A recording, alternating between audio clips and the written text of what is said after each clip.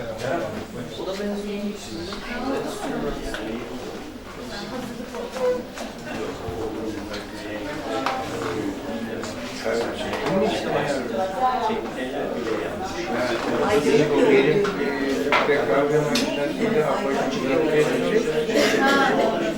Yerden biliyorum ama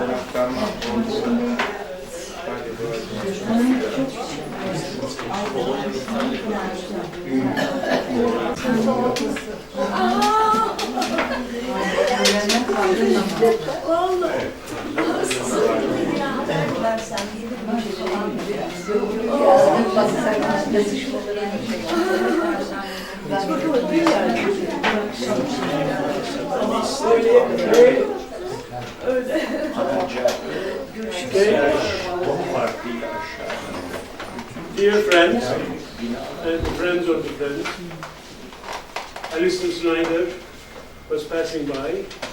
She very generously accepted the talk, and you'll see her talk will be very interesting. She is one of the honorary citizens of Turkey. We first met after this book. Richard Plants took a studio in Columbia University and brought the students. And first time we met was in 1986 or 96? 86. And she is very knowledgeable about Turkey, Turkish architecture and vernacular and whatever. Then she went to, after graduating from Columbia University, she went to California, the Oregon University, and then she came and became a professor at Pratt Institute. And some of you may remember at MECU we had an exchange program with Pratt Institute. I was the last person who was identified as a student to go to Pratt Institute, but I couldn't. And but we had kept very close ties with Pratt Institute. So here is the word to Alison Snyder,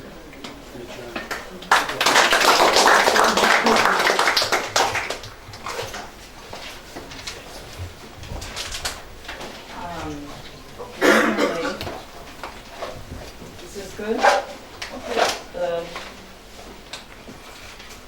Is it good? Yes. Yeah?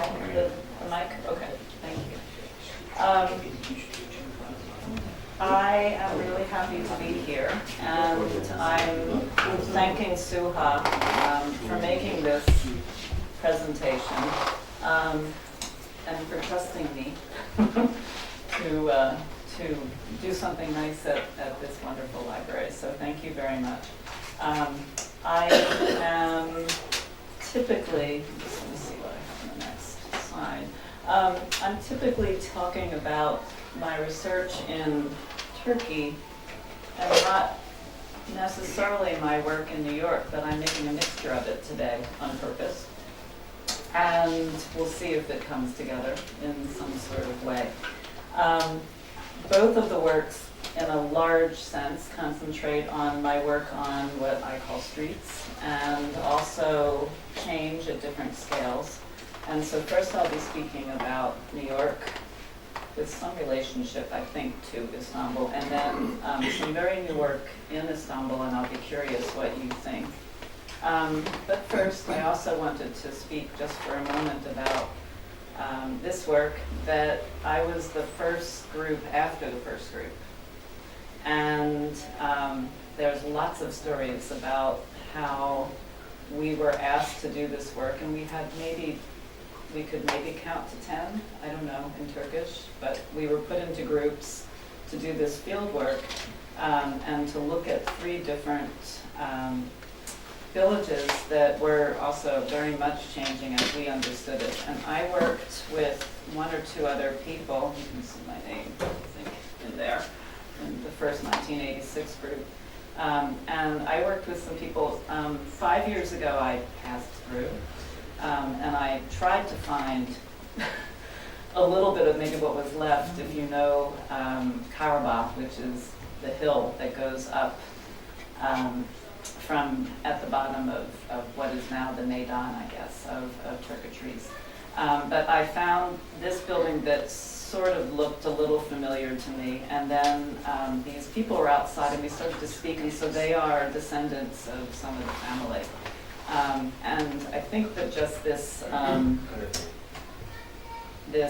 picture of like the old stone houses behind a fence, it speaks to, I guess, the state of the way things are right now. And I have to say though that the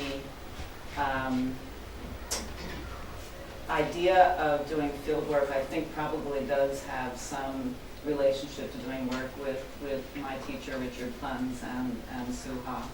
And so I do, all of my work has some kind of field work in it.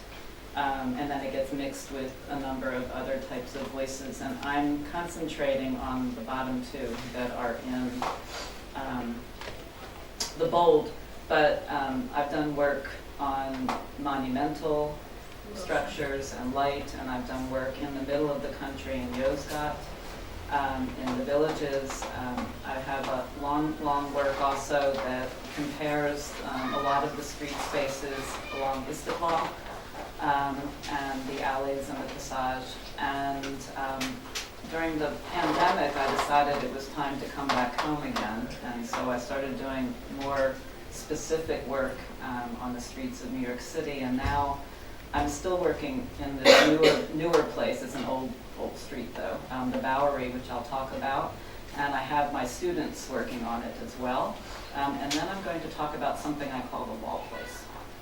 So I think I have Suha to blame for some of this. So the Bowery, for those of you who may or may not know about the Bowery in New York City, it's, as you'll see in a second, I'll show some other slides, but it's a place that is approximately a mile long, and I'll explain that. I got interested in, after doing so much work on Istiklal and also thinking about how places change over time, I started to look at New York in a different kind of a way, and I wanted to do something that was socially oriented for the students. Our work at Pratt is a little bit different than how it had been when I was working at the University of Oregon. We have an undergraduate and graduate department of somewhere around 350 students, and most of them at the moment are coming from China, about 80%. We also have students from India, Thailand, Korea, Mexico, and definitely from Turkey.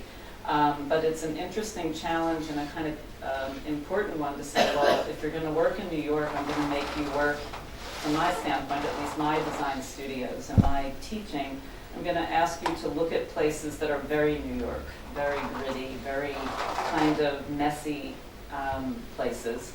And we're going to sense them sort of from a literal sense, but also a phenomenological sense. We're going to observe them, and we're going to do a lot of hands-on work. And so this area of the Bowery was actually the oldest, said to be the oldest street actually in the city.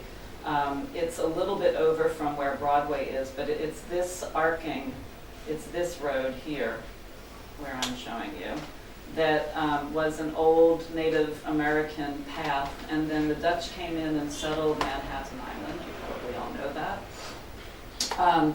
And they named this area the Bowery, which was a brewery, I suppose, that actually meant farmland. And it grew through the centuries to be a kind of poor person's Broadway, they would say. There's a lot of cultural things that happened over the last 100+ years, but also oddities, all sorts of curiosities.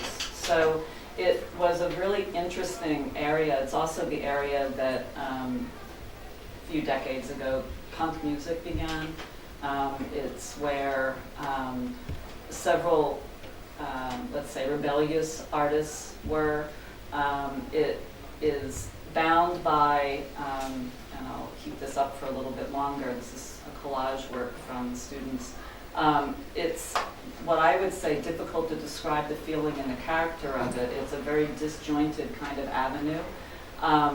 in some ways, maybe it's kind of like a cross between Istiklal and Dolapdere in Istanbul. So it's kind of maybe a little bit like parts of Dolapdere today that are gentrifying because of where Arter is, the gallery museum. It's not pedestrian in the way that Istiklal is, but it has the same length almost exactly. And also because Istiklal, being Para, was farmland and is the land beyond. It also has a lot of curious sort of boisterous nightlife, and it's a big mixture. The biggest difference, though, is that these are some of the books and sources that we were reading. The biggest difference, you can see two student groups that worked on this year. The biggest difference is that the bottom of the Bowery is where the top of our Chinatown begins, and then it ends right at the bottom of Cooper Union, which is another very well-known architecture and art and design institution. So it goes from this kind of almost warehouse kind of area all the way to a kind of more gentrified high-rise, especially on one side. And the charge that I gave to the students, while even a new Rem Koolhaas edition is going up to the new museum, which was also designed by Sanaa, so there's a lot of kind of new stuff that came in and kind of changed the way that the avenue worked. But a lot of it is really just kind of a large, gritty, difficult place that doesn't know what it wants to be. And I wanted the students to work on with me this idea of not gentrifying. So nothing important, nothing expensive could be done. They had to decide what kinds of things would make exchange happen or interaction happen on the streets. And so it's a little bit of a different idea than just documentation. It's sort of like getting into the history of the place and then designing at a kind of what I would call an urban interior scale on the sidewalks, as well as then we renovated, or let's say adaptive reuse, made two new kinds of structures. So it used to have this elevated train on both sides, and it was very loud, very full of dirt and soot. And it also had these kind of what they call dime museums. I mean, it was sort of vaudeville oddities, people who were deformed but interesting. Everybody came to this part of the city to sort of see these kinds of sights. And so, it's interesting to think that it still retains some of it a little bit through, let's say, a lot of the graffiti. But to develop this idea of diversity, what I would do is I would take the students who had never really been to this street or looked at it. It's so disjointed you almost don't know you're there.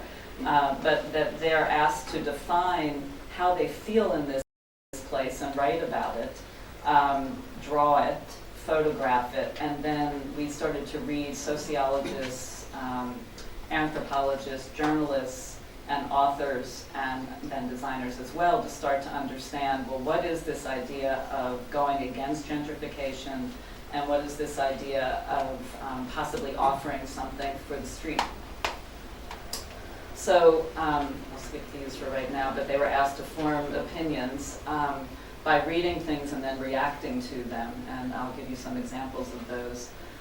But what we also wanted to do was to look at the diversity of the street, the diversity of the older architecture and the newer, and start to come together with understanding what did they understand about this kind of mishmash, this kind of place that does not have a real face to it, and what could they start to do, especially as, in a sense, as outsiders.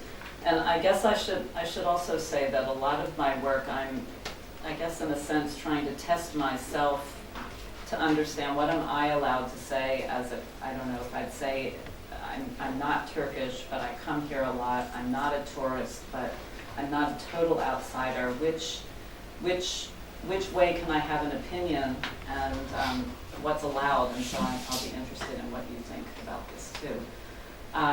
So we did a lot of these different kinds of ways of depicting both sides of this mile-long avenue. And then we started to think about what the considerations for the street might be. So in this idea, well known to I think probably everybody, Michel de Certeau in 1984 had written quite a lot about walking in cities, and he would say that the story begins on ground level with footsteps. Walking and wandering engages the act of passing by. So this and many others who have started to take on this idea of walking as a way of also looking anonymously, but also allowing yourself to be engaged, is something that I work on a lot, and actually work on a lot at Pratt, which is a kind of an interiorism. So it's a kind of personal philosophy as you're sort of doing this work, and at the same time that you're learning what you might be able to do, what you might be able to develop as a program. So I'll just show a little bit of what this looked like. So one of the buildings, as well as the sidewalks that we looked at, was this building, which is the only one that really has this protruding area along the entire way. We think that the elevated went up above it, up here. The elevator was actually taken down only in the 1950s. It's crazy that this avenue still had these, this sort of dark canyon-like feeling to it. That's what it looks like now. So that's the same part jutting out, and the whole block has that. A student wrote me 2 weeks ago, and I was in Turkey, and said, "Alison, I was just on the Bowery, and guess what? Our building is under construction. It's all covered up. We don't know what's going on." I said, "Well, guess what we're doing when we get back? Take a look and see." So someone's working. I gave them this part of this building, but the first 2 levels here, and I'll come back to that. The next building is a kind of nothing building. It's a neutral building that has one level at street level, and then it has an underground area, but the students were able to burst through the roof. And so it looks like this, which is not beautiful, but that's okay. There's some interesting things to do with it. So with this, again, more of the look of what this looks like in that form. Students started to think about, let's work on the street and think about, well, what does exchange mean? And what kinds of programs could they actually work with? So they essentially took their perceptions and then started to study what different parts of the Bowery had. And there's a mission, meaning a place that feeds the poor. There are places, again, that are venues that have concerts. There used to be Chinese opera. There used to be, as I said before, vaudeville. There were places that were just open and not used very well. And so students started to present, well, what would be interesting and different? So we used a system that allowed us to kind of explore different kinds of ways of looking mid-block and also along the edges. And students became interested in ideas of, let's say, play or kind of recreation, things that might take over parts of the edges of the street or right into the curb, which is actually allowed in Manhattan right now since the pandemic. And they started to just study different ideas of different motifs, different sort of small ways of bringing people together in sort of unusual conditions, and using different kinds of materials. Some of the students then, and you'll see some of the images, I asked the students to read deeply, and then for these kinds of smaller presentations, they selected some of the readings who were also our consultants, and they talked about how these kinds of quotes enabled them to start to think about what they wanted to do. So this student, Yushu, was interested in how the neighborhoods are rejuvenated, what was neglected and abandoned. And this man, Richard Osejo, actually studied the area for a book that he wrote by finding informants who actually stayed in one bar. It's sort of interesting, one bar for about a whole year. He would go back and talk to these people and interview them, and then he sort of gained a kind of an anthropological understanding of the neighborhood. So she named her project The Echo. But what she decided was that she would work from a sustainability standpoint. So I don't know if you can see this all that well. What you'll see are all the students, this is just the beginning part of their site, how they each one uses the sidewalk and basically breaks down the facade in a way so that the facade has to open up, has to change, has to move. So she decided that she wanted people to be able to be craftspeople, but kind of like low-level craftspeople, where you might go in and say, I think I'd like to fix some furniture, I'd like to donate it, I'd like to do something else with this, but it's a kind of a takeoff on that overpass idea. There's another mechanized place. So she wraps the area with these kinds of indoor-outdoor kinds of spaces. Next student everybody read the same things, but decided that this was something she was interested in. This was about a man who was a homeless person who was also an artist, and had quite an effect by staying in one of these flop houses or these hotels that were just for men, that still sort of exist. And she decided then that she would start to work with kind of the punk culture, and she was interested in looking at different kinds of ways to talk about day and night. So this is now the other building. And what she did was she started to open up the interior. I'm going to make this larger here.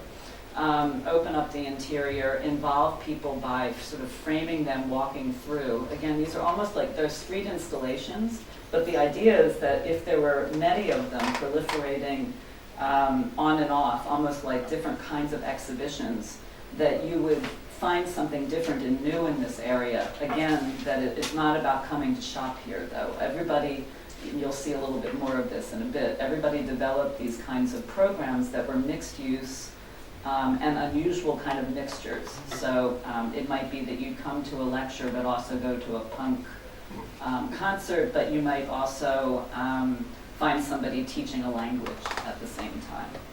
So let's see if I can switch this to the next one. Let's do this. Okay.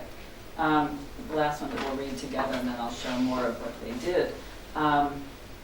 Ruti decided that she was interested in this idea of the old but non-existent theaters, dance halls, these dime museums, also brothels, saloons, all of this kind of entertainment that was just sort of on the edge. It's an edgy kind of place, a little bit more like, sort of like Istiklal crashed with De l'Opera, I think. And so she started to do something that was very, very daring, where she really opens up the whole facade and invites you to come in to, again, now you can see this was the modern, the kind of neutral building, and something she calls the scaffolding. And inside, the whole place was sort of like a kind of scaffolding inside and outside. There was a way that when you walked inside, you found, sorry about this, let me see if I can do this another way. I'm going to make it smaller again. Right here, you can, it's hard to sort of read it, but it's almost like a spectator idea where you're sort of sitting inside the building, but you're looking out. And she's working with this idea of exhibition and artist space inside as well. McKenna heard me speaking a little bit about freedoms on the street and a little bit of a precedent of Speaker's Corner in London, where the students can, or anybody can go and sort of speak their mind and not be pulled into the police department and things like this. And so we started playing again with this kind of cultural landscape. This was a kind of local exhibition, but also a space where you could stand on the street, or maybe that would open up and it'd be an indoor-outdoor kind of series of stages, very simple, where you would be invited in then to kind of, again, interact with people that you might not normally interact with. So the whole idea is to kind of mix this whole group of diverse peoples who would feel comfortable being near other people at the same time. Maddie decided to do something where she kind of broke through and also popped out different kinds of bubbles where you would have meetings inside this. People would see the way that the building kind of interacted with the street. Kai Min, who I thought would never make it through the entire semester, always had these kind of slightly wacky kinds of ideas and maybe got the best final review of the entire year. He basically, though this is a hard thing to do, brought the idea of graffiti into a multi-leveled kind of ramped condition, and really added, even added a sort of, let's say, a 1.5 meter, 2 meter space that hung over the sidewalk that became this kind of ramp that you would see people moving in and out of. So again, it's all this kind of change of the edge landscape in the city. Jing Ya was very interested in women's spaces and giving voice to this, and she mashed up an idea of women comedy sketch people with a place where you would also meet women and talk with them, and developed, I'm not sure if you can see all of this, but developed a kind of an indoor-outdoor kind of sitting where maybe you're sitting outside and inside, but you're kind of rubbing shoulders through the glass, and you're coming inside into these kind of semicircular spaces that allow you to, slip through the facade in a different kind of way. A few of the last ones that I'll just end with in this are graduate students. The others were undergraduate students, actually, in their senior year. This is middle year graduate students. Similar kind of project, but a slightly different method of working. And they had to figure out what the entire project was going to be about. And this person decided that they wanted to teach Chinese language, but actually not be in Chinatown. They wanted to invite debate and made an assembly room, and they wanted to also, as you can see, reading room, ping pong, all sorts of things that would sort of come together at all different times, day and night. This person was interested in food culture, but actually working together to actually think about how kitchens might be places that helped people heal, helped people who were perhaps homeless or needing food, helped people who were multi-ages come together. So it's not a restaurant, it's really a place that is about sort of sharing and then making places where you would compost, you would, again, sort of sustainability idea of changing the tenor of this place that was known for its kind of underbelly or the edges, and turn it into a place that was for meeting and eating, but also taking the scraps and making sure that those things, everything got used. And yes, I asked them to explode these projects so that you could see the interiors. And then this person is a little bit of a takeoff on this entertainment idea, where she really starts to invite you in to have other type of forum or lectures, sort of like this, but at the same time it would be a changing program of maybe you would swing outside on the street, or maybe inside you'd go in and you'd find these other kinds of games.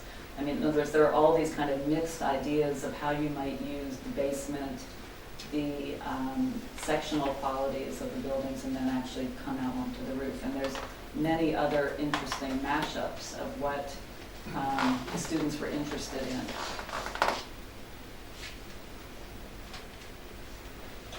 There's another view of a way of looking at how the sectional qualities of these kinds of places might come together.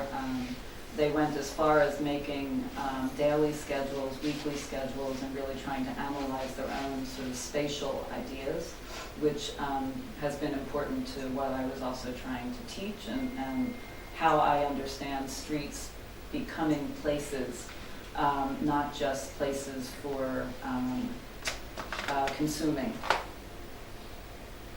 So I'm going to walk into a fairly different kind of an idea, but I'll leave you with a beginning. I'm not sure that I would say these are conclusions in any of these projects, but it's hoping that the last work you've just seen, that this is understood to be, in a sense, adaptive reuse in a traditional way, but it's also urban interior research that is an idea of pushing the idea of architecture into a slightly different way of understanding it spatially, and transforming, hopefully, the idea of the Bowery with an intentional visible overlapping of potentials. And so that this idea of the adaptive reuse exchange and the facade thresholds are really important ideas that could be used that are not a simple preservation of nostalgia and not a simple way of just understanding mixed-use kinds of developments. You might be a visitor who comes to speak your mind, to practice performing, to read, to study, to observe people, to make art, to buy flowers, to watch pigeons, to repair furniture, and other types of things that would be interesting about the archive of this area, active storytelling, etc. So it's an idea to stimulate one's sense of freedom and at the same time to resolve, to kind of act, to kind of make sure that you do something in this place. So the next work is about these walls that I started to see in the last few years but have kind of coalesced into what I think is a kind of new body of work for me. It's about remnants, maybe you would call it harabe or ruin, but to me they're not dead. They're not. They're a call for some sort of idea of contemplation and to understand what they're trying to say. I saw so many of them that I started, and you'll see what I mean in a second. It's all in Istanbul that I'm working with, but there's a correlation to New York.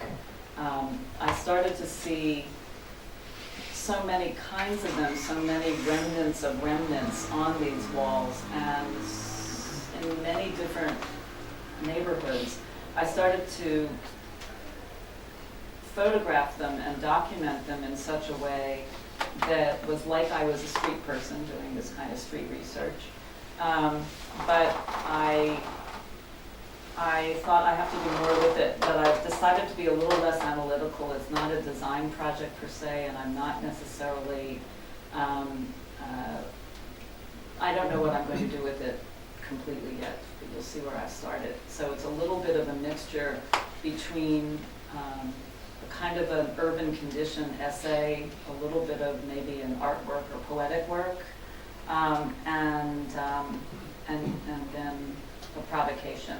So as architects and people who know art, we might just call these, cross sections that are just kind of left over. There are walls that have, floors and kind of remnants of things gone by. I started to see them in New York only after I saw a lot of them in Istanbul. And I find them really different. I think the aura and the atmosphere is really different. But to get into this kind of condition, I would say that I'm trying to understand what are these conditions that one maybe sees in Istanbul all the time, which are these kind of totally wrapped buildings, not always as a big reclam or a big advertisement, but everything when you're under construction or the building is not quite in the right state, it seems to be totally wrapped for the most part that you can't see. Maybe it starts as a kind of a scrim so that it doesn't break and fall onto the sidewalk a little bit, but it ends up being either totally covered in metal or the older way is in wood. But I thought, well, this isn't exactly what I'm talking about, but this is a wall, but what is it? So I started to think about, well, make this a little smaller, that, well, why would these building remnants be there? Why is it just comfort? Because all over Istanbul, we know the cisterns are there. They're preserved in a what I would call a kind of messy way. I mean, they're there, but they're kind of wrapped with residential buildings all around them. This is a part in the old city of a remnant that is along the city walls, of course. But I'm asking, what is it that we do as designers? Do we just say, oh yeah, I know what that is? What does the rest of the city do with these? And I've been asking a lot of people as kind of beginning to be my informants, what do you think of these things? So I think I've coined the term. I'm calling them a wall place. They're not just walls, but they are, to me, they are places. And they're about an idea of what, if I wanted to add a little bit of theory, and there's a lot that I could, but some of older Merleau-Ponty's work, he would write about the world says interiority represents the psyche, the heart, feeling and sensing, yet importantly the simultaneity of, let's say, exteriority as defined by the material world expresses the other side of the corporeal conditions in the city of living. And then in Turkey, I'm feeling like, well, how do we start to talk about this? So I have about 35 of these now. This is only 12. I'm seeing them in a sense as their exteriority, interiority, they're private spaces that have been laid bare, that have been turned into exterior spaces. And they're all different shapes, all different sort of superimpositions of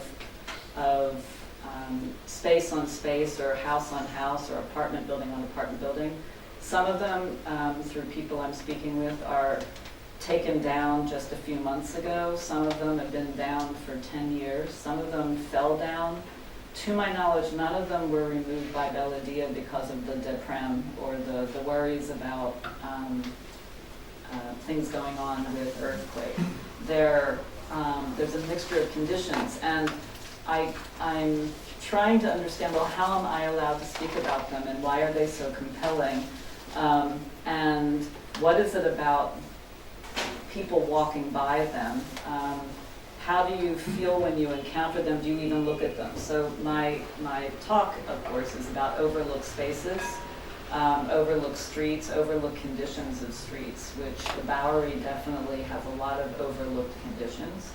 And this is another type of condition or series of conditions that are maybe about pieces of lives past. Maybe they're just collage. To some, maybe they're embarrassing because maybe it looks like we're not cleaning something up. I find them kind of shocking and beautiful at the same time. But it's more that because I started seeing so many of them that I wanted to understand them better. So I'm trying, as I said, to work on this condition through, as though I'm just a person on the street. I'm not taking expert photographs, although I'm looking at them near and far. And I'm trying to understand them, a kind of a narrative reporting, maybe. So, for example, I mean, it's a little deeper than this. I don't just say, well, what's that? But I think you could. And I think that what I've noticed is that I watch people walking by and hardly anybody looks.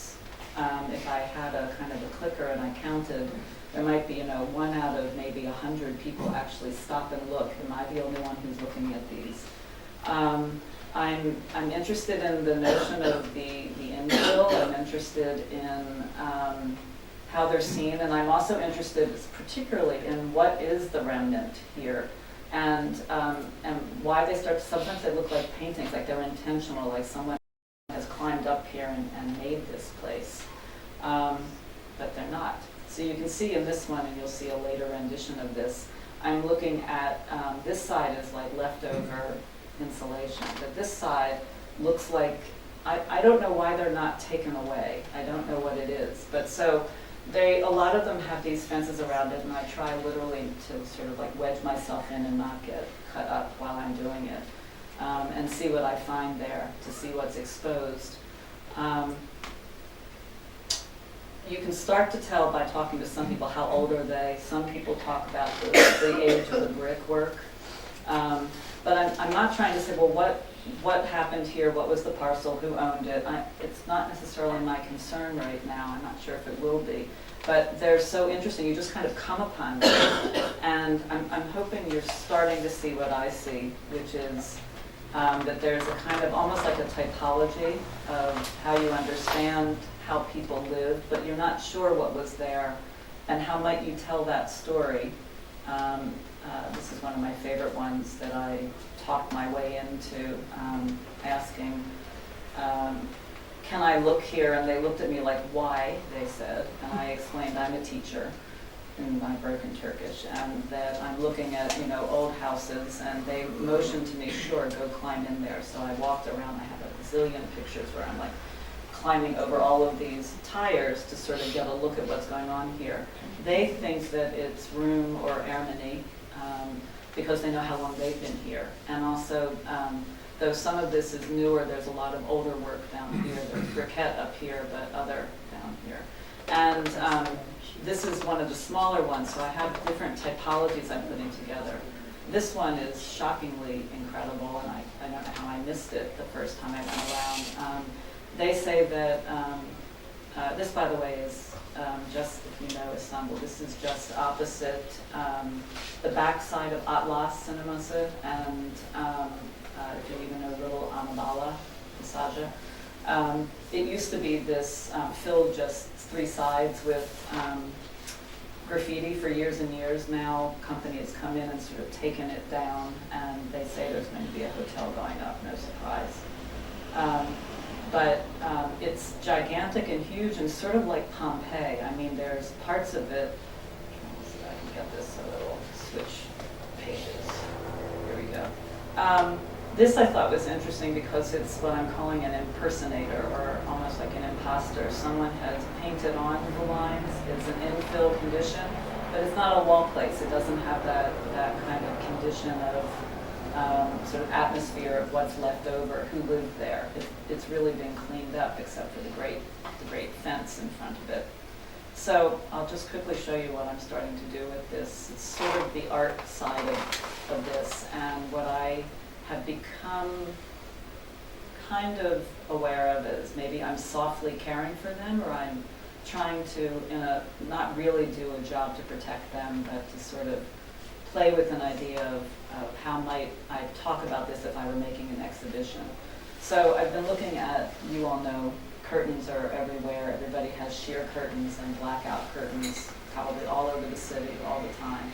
And I started taking a lot of these pictures over the years. And I'm working with a graduate student who is helping me to play around with superimposing them on some of these images. And it's about this exteriority, interiority that I was talking about before, and this private-public lives sort of rendered. So Paul, that's Paul, is working with me to do some work where I'll give him a prompt to say, well, this is what I'm thinking about. You can play around with this if you'd like. And then we'll critique it on a Zoom and sort of mark it up. So just showing a little bit of process. And the idea is not to rebuild it and not to imagine, well, was that the salon or was that the bathroom, even though the images and the pieces that are there can sort of, you can see it. There's also stairs marking and things like this. But playing around with, well, if I were to tell a deeper story or want you to look at it in a different way, how might I do that?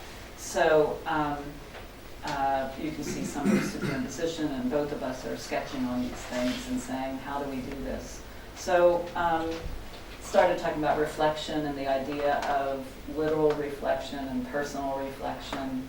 And then came, at least to this point, I'm looking at, for this presentation, 3 of them, and I'll just show you what we've done. So the first one is a building that is in Kasımpaşa, and so this is it alone. This is it with what we call the boxes.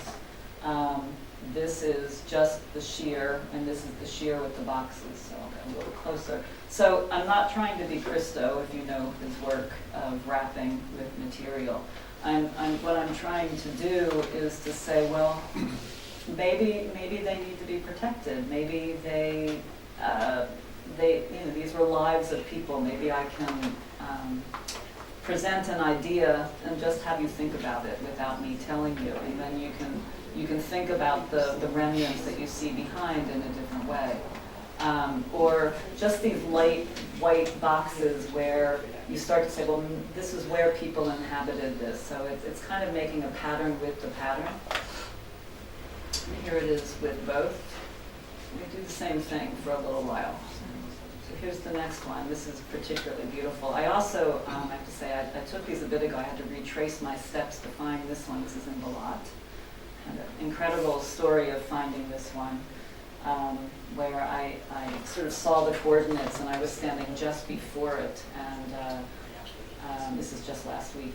And met a man on the street who somehow understood and actually became interested in this, and I said, I was trying to like jump up to try to take a picture higher, and he looked at me and he just said, sort of like, follow me, and we walked around the block and got in to get an incredible full view that I'm not sharing tonight, but I was amazed, so I have another view. But this is just another way of seeing, you can see the leftover toilets here. They're stunning, I think. And they're not billboards, there's something else.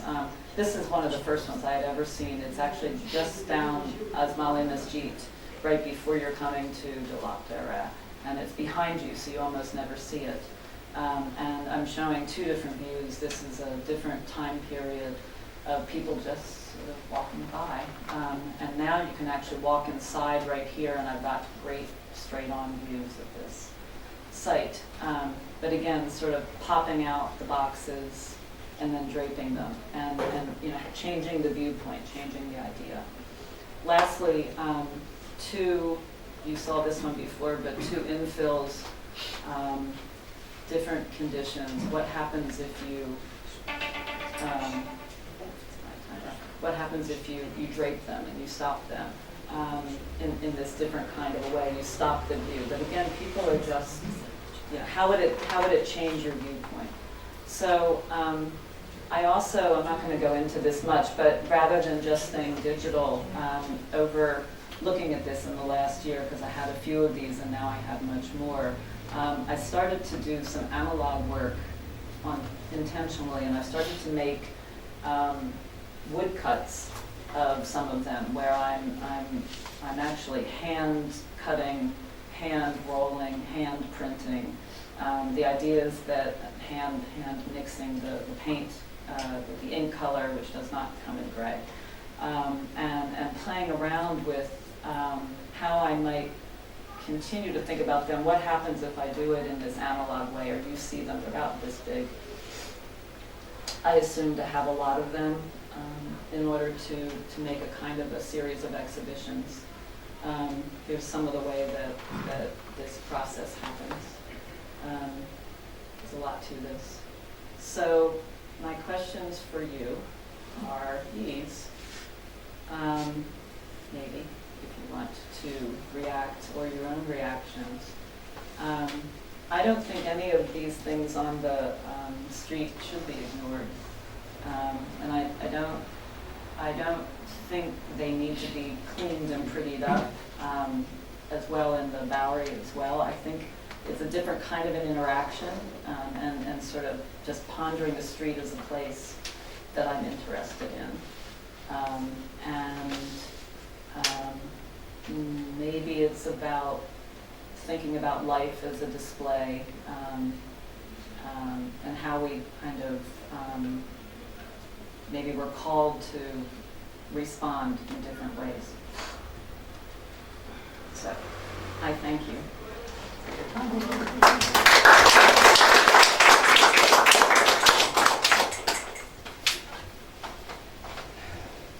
Any questions? Yes, please. Yeah, thank you very much. Very interesting. I have a question about your explanation of the word the Bowery. Yes, Is that official? supposedly. Huh? So the people who have written the history books say, Yeah. yeah, what do you think? Because I thought I'm Dutch, Uh-huh. and from a linguistic point of view, I was thinking the Bowery and farm. Well, farm Dutch word for farm is boerderij. Mm-hmm. Like you have in South Africa, you have the boers. Mm-hmm. So it's well, not complete. And And so a farm is a boerderij, not a bouwerij. But a bouwerij, that could be a place where people are not farming but building. Interesting. So that's There's not a man just- in the 30s, the man who has written supposedly the book, which is falling apart in any library and pick up. The pages are disintegrating from like the 20s and 30s. He's the one who everybody seems to follow. Thank you for that. I'll see. I'll see if there's more. Perhaps I'm trusting a source. Thank you. 2 days ago was her birthday. Her birthday coincided with George W. Bush. Today is my birthday. It coincides with Che Guevara.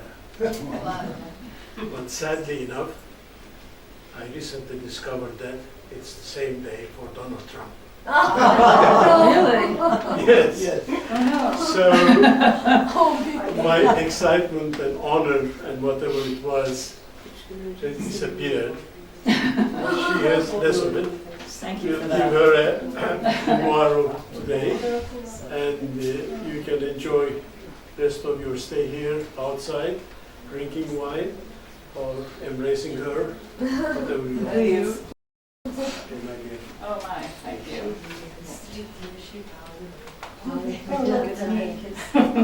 Thank you so much.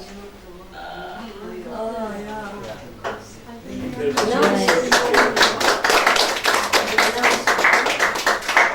Did you sign something? It goes like this. Pardon. You don't do these nice things in the U.S. Thank you. Thank you very much.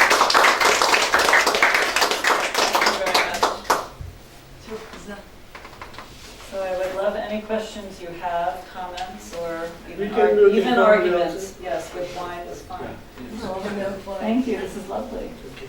There's one young man. Yes. I think I sit down. Sit down. He lives here. Yeah. Yes. Absolutely.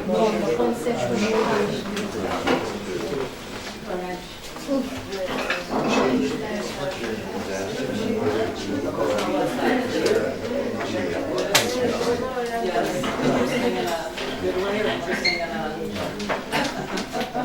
both of them? Yeah. Have any opinions,